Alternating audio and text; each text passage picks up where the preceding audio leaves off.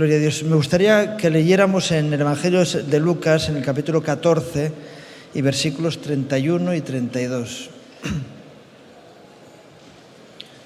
Dice así la palabra: ¿O qué rey, al marchar a la guerra contra otro rey, no se sienta primero y considera si puede hacer frente con 10.000 al que viene contra él con 20.000? Y si no puede, cuando el otro está todavía lejos, le envía una embajada y le pide condiciones de paz. La guerra no es barata, es cara. Y cualquiera que pretende meterse en una batalla tiene que saber lo que le va a costar. El texto nos dice que debemos de considerar lo que cuesta y mirar si estamos dispuestos a pagar el precio. Y si no estás dispuesto a pagar el precio, entonces pides condiciones de paz. Y hay muchas personas que cuando escuchan de la guerra espiritual y dicen, no, yo quiero. Di cuidado, que cualquier batalla espiritual va a suponer un precio para tu vida. No es gratis, no es gratis. Y va a conllevar una lucha y una entrega que algunos no están dispuestos. Y cuando alguien considera y dice, no, yo no estoy dispuesto a pagar ese precio, entonces, ¿qué tiene que hacer? Negociar condiciones de paz. Y en este caso estamos hablando del diablo y de su mundo, del sistema que nos rodea. Y muchas personas llegan a asumir ese pacto de paz con el diablo. Mira, si tú me dejas en paz, yo te dejo en paz. Y entonces firman un acuerdo de paz. ¿Y eso qué supone? Eso supone que tú le vas a dejar al diablo hacer lo que él tiene previsto con tu vida. Todos sabemos lo que el diablo quiere hacer con nuestras vidas, ¿verdad? Sí. Dice en el Evangelio de San Juan, en el capítulo 10, que el diablo viene para hurtar, matar y destruir. Y el que no quiere meterse en líos dice, bueno, pues tú sigue haciendo tu trabajo, yo me defenderé como pueda, pero no voy a entrar en confrontación contigo. La mayoría de la gente piensa esto. Yo no sé tú qué piensas, porque de eso se trata. El Congreso es un llamado a la leva y el único problema es que es una leva voluntaria.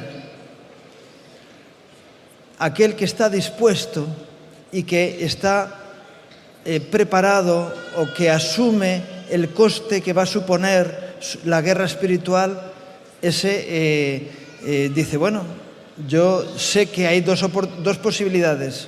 O accedo al plan del diablo, robar, matar y destruir, o entro en batalla contra él. ¿Qué vas a hacer? Silencio absoluto, ¿verdad? Digo, me lo pones difícil. No, la realidad es así de difícil. La única opción, la única oportunidad de poder evitar el plan del diablo a nuestras vidas es levantarnos en armas en contra de ello. Mira, hoy estaba recibiendo un WhatsApp, ¿no?, de unos hermanos que decían, solamente tenemos dos opciones, que es defendernos y presentar batalla. Porque la otra es dejar que el diablo haga su labor con nosotros. Y cuando dejamos al diablo hacer su labor con nosotros, él la va a hacer. No te quepa ninguna duda que el diablo va a robar, va a matar y va a destruir. Y si tú te quedas quieto, esperando, dice, bueno, el tiempo arreglará las cosas. No, el tiempo da ventaja al enemigo. Y la otra opción es, ¿qué me va a costar? ¿Qué me va a costar? Cuando alguien está dispuesto a la batalla, lo primero que se va a encontrar es que ante aquellos que están dispuestos a la batalla viene el diablo y te dice, no te preocupes, no luches conmigo, porque ahora él viene a buscar condiciones de paz. y te dice, ¿qué es lo que quieres conseguir? Yo te lo doy. Eso es lo que hizo el diablo con el Señor. Estaba el Señor haciendo sus 40 días de ayuno en el desierto y el diablo le dice, tú has venido para reconquistar los reinos de este mundo. No hace falta que peleemos, yo te los doy. Y el diablo puede venir y decirte eso. No, si tú estás dispuesto a pelear conmigo y ya veo que estás dispuesto a pagar el precio, yo te voy a dar lo que quieres. ¿Quieres honra? Te voy a dar honra. ¿Quieres posesiones? Yo te voy a dar posesiones. Solamente te voy a poner una condición. Que me adores. Que me reconozcas. Que me aceptes. Y entonces, en lugar de ser un enemigo del diablo, te conviertes en un siervo de Satanás. ¿Cuántos quieren ser siervos de Satanás aquí? Espero que nadie levante la mano. Puede ser que alguien esté despistado y diga, están haciendo un llamado, levanto la mano. Pero puede ser que alguien diga, no, yo quiero lo que el mundo me ofrece. Jesús dijo, la palabra de Dios nos dice que el que ama el mundo, el amor del Padre no está en él. Entonces, primero, valorar si estamos dispuestos para la batalla. ¿Estamos dispuestos? Y estamos dispuestos a pagar el precio. Empecemos a pagar el precio de la victoria. Amén. Y si no, hagamos pacto con el diablo y participemos de sus bendiciones. Que Dios tiene bendiciones para nosotros, pero el diablo también. Uno es para vida y el otro es para muerte. Y te puede camelar el enemigo y que puedas participar de aquello que él tiene para ti. Dice en el libro, o en la carta a los Filipenses, en el capítulo 3, y en los versículos 7 y 8, el apóstol Pablo habla de su condición, de su posición, de su decisión con respecto a su batalla espiritual. Y él dice, pero cuantas cosas eran para mí ganancia, las he estimado como pérdida por amor de Cristo. Y ciertamente aún estimo todas las cosas como pérdida por la excelencia del conocimiento de Cristo Jesús, mi Señor, por amor del cual lo he perdido todo y lo tengo por basura para ganar a Cristo. Claro, tú puedes decir, es que Pablo era un radical. Es que la única forma en que podemos tener victoria contra el diablo es siendo radicales. Los tibios los va a vomitar el Señor de su boca. O eres radical o estás perdido. Y entonces alguien puede decir, mira, es que yo no quiero ser tan radical, yo quiero contemporizar. Entonces no vale. No vale. O eres radical o te serás llevado, arrastrado por el diablo para conseguir sus propósitos en tu vida. Y tú eliges. Tenemos la gracia de poder decidir en libertad. Pero solamente podemos decidir en libertad si luchamos o si nos dejamos llevar. Y el apóstol Pablo decía, todo lo que era para mí ganancia, cuantas cosas eran para mí ganancia, las he estimado como pérdida. Estoy dispuesto a perder y a renunciar a aquello que tengo. Y cuando el diablo te ve en esa disposición, sus amenazas de quitarte no sirven. Dice, porque yo ya he renunciado a eso. Es que te voy a quitar. Yo ya he renunciado a eso. Y lo único que le puedes decir al diablo, tú recuerda una cosa, que la palabra de Dios dice que todo lo que me quites, el Señor me lo va a dar ampliado. Y todo lo que yo renuncie va a venir ampliado a mi vida. Pero como el problema que tenemos es que muchas veces no nos creemos las promesas de Dios. Y entonces decimos, más vale pájaro en mano que ciento volando. Y es mentira. Si alguien te pregunta, ¿qué vale más, un pájaro o 100? Depende del pájaro que sea, ¿no? Pero si son iguales, más valen 100 que uno. Y entonces, ¿por qué el refrán nos dice, más vale pájaro en mano? Porque quiere que nos quedemos con lo que tenemos.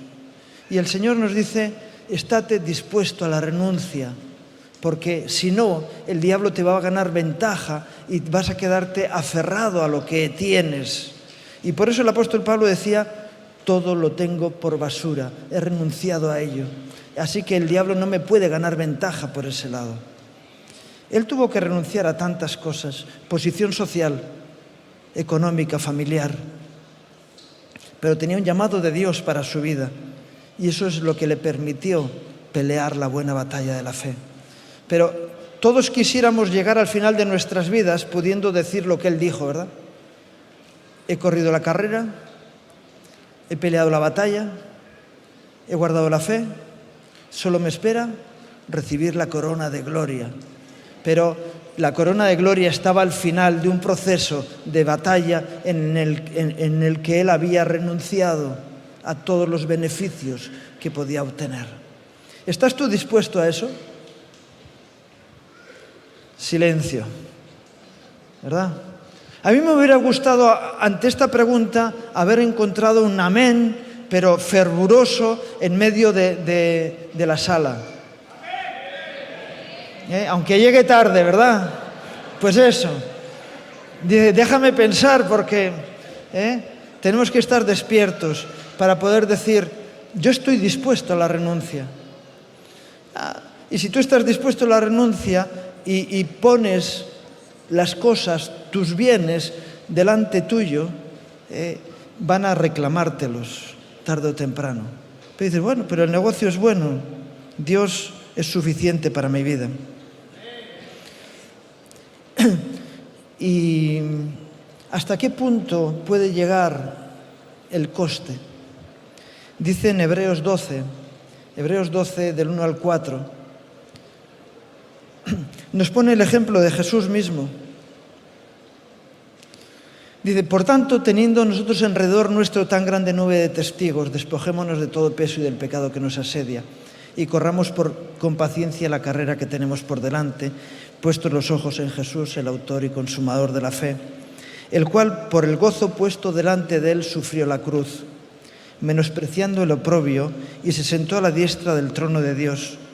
Considerad aquel que sufrió tal contradicción de pecadores contra sí mismo, para que vuestro ánimo no se canse hasta desmayar, porque aún no habéis resistido hasta la sangre, combatiendo contra el pecado.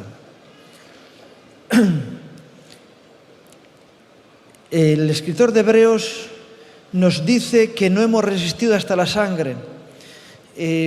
Javi antes estaba hablando que hemos tenido que luchar y sufrir y que hemos tenido muchas batallas a lo largo de nuestra vida hasta hoy. Algunos más, otros menos.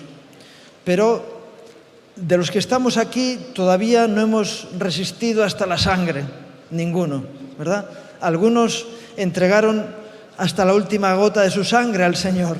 Hemos tenido experiencias de algún martirio, ¿verdad? Pero, ¿tú estás dispuesto? ¿Estás dispuesto al martirio? ¿Estás dispuesto a entregar tu vida como Jesús la entregó? También silencio absoluto. Esas son palabras mayores, pero algo que se ha manifestado a lo largo de la historia de la Iglesia ha sido que cada vez que ha habido un martirio, la sangre de los mártires ha provocado un avivamiento en la Iglesia. Así que al diablo le tenemos que decir, mira, cuando tú has matado a los cristianos, eso ha sido un beneficio para la Iglesia. Así que tú mismo, si quieres que crezcamos y que haya un espíritu más fervoroso, más poderoso en medio de la Iglesia, empieza a matar cristianos y verás cómo crece la Iglesia. Porque ahí ese ejemplo de entrega hace que muchos se conviertan al Señor, ¿verdad? Entonces, pero si podemos evitarlo, mejor, ¿no? Pero ¿hay disposición? Ese es el problema. ¿Hasta qué punto de la batalla estás dispuesto a ir? Solamente los ejércitos que tienen personas dispuestas a darlo todo pueden tener éxito, porque los demás salen huyendo. En el momento en que la cosa se pone difícil, empieza a haber desertores, ¿verdad? Amén. Es así. Pero Dios está llamando personas dispuestas hasta el final. Y dice el texto bíblico que hemos leído que miremos a aquel que sufrió tal contradicción de pecadores contra sí mismo, para que vuestro ánimo no se canse hasta desmayar. En la misma carta, ¿no? Nos dice que aquel que renunció a todo fue levantado hasta lo sumo. Aquel que estuvo dispuesto a la entrega mayor recibió el premio mayor. Y el que está dispuesto a la batalla, ese es el que va a obtener victorias. Muchas veces podemos pensar, es que ¿yo qué voy a hacer para que la obra de Dios vaya adelante? ¿Qué disposición tienes? Y algunos empezaron con una disposición y luego esa disposición fue bajando. También se ha hablado aquí de cansancio. Yo creo que los cristianos no nos podemos permitir ni siquiera decir que estamos cansados. No podemos. ¿Por qué? Porque eso supone estar viviendo de espaldas a la gracia de Dios. Porque incluso el profeta Isaías ya dijo que Él da fuerzas al cansado y al que no tiene ningunas multiplica las fuerzas. Los jóvenes flaquean y caen, pero los que esperan en el Señor tendrán nuevas fuerzas, levantarán alas como las águilas y no se cansarán ni desmayarán. Así que si estás cansado, quítate el cansancio de encima y refuérzate en las fuerzas de Dios para tu vida. Amén.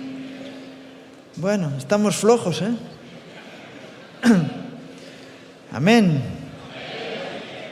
Ni siquiera con algo así como el renuevo y el refuerzo de Dios, decimos amén.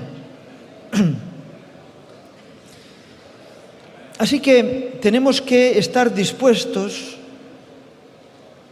a ese sacrificio mirando a Jesús. Y yo suelo preguntar, ¿qué grado de entrega fue la de Jesús en la cruz? Yo me acuerdo cuando yo era un niño que un cura nos decía, a Jesús le hubiera bastado una gotita de la sangre, como cuando le hacen a uno el RH, ¿no? El grupo sanguíneo. Una gotita basta para que con eso hubiera sido suficiente. No. Jesús tuvo que sufrir hasta lo sumo y sacrificar su vida absolutamente para que nosotros pudiéramos tener vida. Y nos está llamando a una guerra semejante a la suya. Porque en la medida en que estamos dispuestos a la muerte, hay fruto en nuestras vidas. Amén. Ese es pero el gran problema es ese. ¿Estamos dispuestos? ¿Valoramos el precio y estamos dispuestos a decir, Señor, mi vida la pongo en tus manos, sin condiciones? Bueno, ya hay alguno. ¡Gloria a Dios!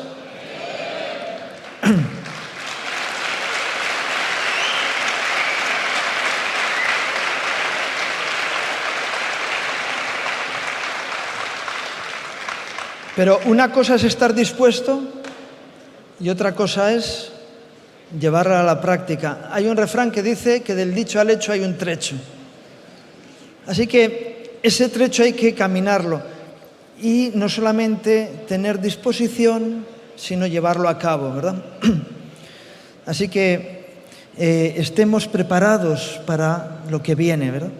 Hay un texto en la segunda carta a los Corintios, capítulo 4, y versículos 1 y 2.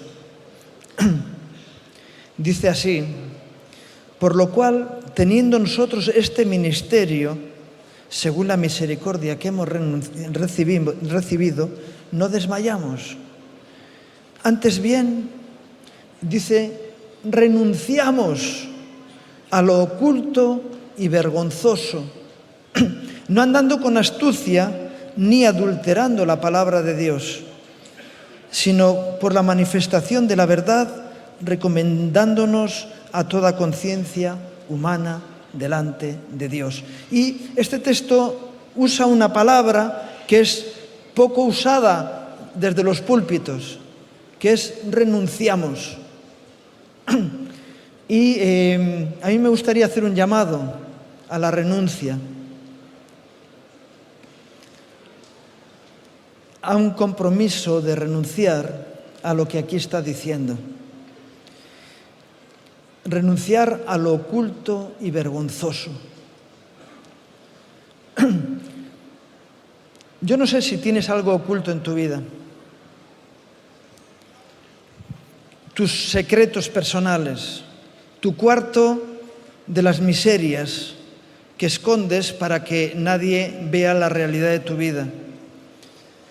Y qué bueno que empecemos a renunciar a lo oculto y vergonzoso. Yo suelo decir a los hermanos, mira, nosotros tenemos que ser unos sinvergüenzas, pero todos deberíamos ser unos sinvergüenzas, no según el concepto que entendemos de sinvergüenza, sino personas que no tienen de qué avergonzarse.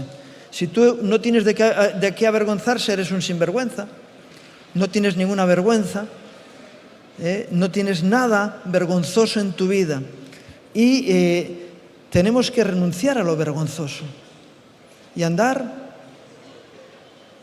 con limpieza en nuestras vidas. Así que estaba diciendo que quiero hacer un llamado a aquellos que están dispuestos a renunciar a lo oculto y vergonzoso. Y yo, aquel que está dispuesto a ello, yo le pido que se ponga de pie. Si hay alguien dispuesto a renunciar, a empezar a renunciar a cosas. Así que eso significa que tú puedes dar cuenta de todo lo que eres y de lo que haces. Yo quiero estar andando en luz, sin ninguna cosa oculta ni vergonzosa. Quiero mantener mi vida clara y andar en, ¿cómo se dice?, en transparencia. Y es importante que podamos decir eso. Quiero quitar toda vergüenza de mi vida, pecados ocultos, actitudes que no son correctas, y hoy quiero renunciar a todo eso. Gloria al Señor. Yo doy gracias a Dios por cada uno de los que os habéis levantado. Padre bendito, tú nos conoces, sabes cuál es la intención de nuestro corazón. Señor, queremos de corazón, Señor, proclamar nuestra entrega a ti, Señor, y que queremos andar en tu voluntad y en tu gracia. Queremos andar en luz. Señor, queremos renunciar hoy a lo oculto y vergonzoso. Señor, y aunque tenemos una lucha con nuestra propia carnalidad contra ello, Señor, te pedimos que nos des gracia para que esta decisión se haga efectiva en el andar de cada día. Señor, para que así podamos glorificarte con nuestras vidas de verdad. Señor, y te pedimos, Señor, eso, que en cada circunstancia en la que haya algo oculto, vergonzoso en nuestras vidas, podamos sacarlo a la luz, Señor, y ser libres de todo aquello que pueda impedir que te podamos servir de una forma completa. Te pido tu gracia en el nombre de Jesús. Amén. Vamos a sentarnos.